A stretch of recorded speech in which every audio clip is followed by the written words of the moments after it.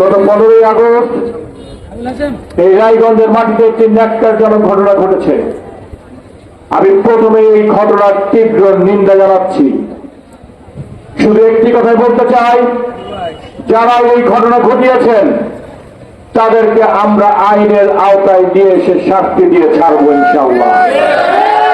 তার কারণ অপরাধ করবেন, অপরাধ করে পার পাবেন, রায়গঞ্জের মাটিতে আমরা সেটা হতে দেব না।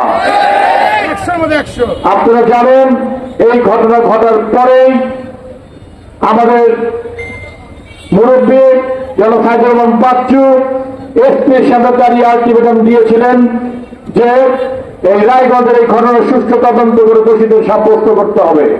সেই জন্য আমি বাচ্চু ভাইকে আন্তরিকভাবে ধন্যবাদ জানাচ্ছি। শুধু আরেকটি কথা বলতে চাই যে তদন্ত কমিটি আপনি করে দিয়েছেন, এই তদন্ত কমিটি যেন তার পূর্ণ স্বাধীনতা দিয়ে এই তদন্ত রিপোর্ট আমাদের সামনে প্রকাশ করে এবং যারা আজকে এই ন্যাক্কারজনক ঘটনা ঘটেছেন তাদের উদ্দেশ্যে আবারও বলছি, বিএনপি এমপি তো বার্তা এমপি খাতে যা করেছেন সেটা তো ধৃষ্টতম আপনারা করেছেন।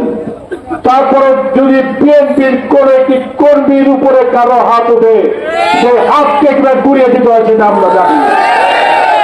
আমরা দুঃখে রাজনীতি করি না, আমরা 17 বছর 20 জন থেকে রাজনীতি করা শিখেছি। আমরা জনগণের পাশে ছিলাম, জনগণের জন্য রাজনীতি করি।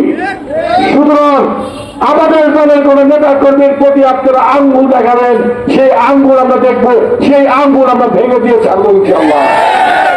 আমি আমার বক্তব্য দীর্ঘায়িত করবো না। সবাই ভালো থাকেন, সবাই আমাদের জন্য দোয়া করেন, আমরা আপনাদের দোয়া করি। সবার সুস্বাস্থ্য কামনা করে আমার বক্তব্য এখানে শেষ করছি। খোদা হাফেজ। বাংলাদেশ জিন্দাবাদ।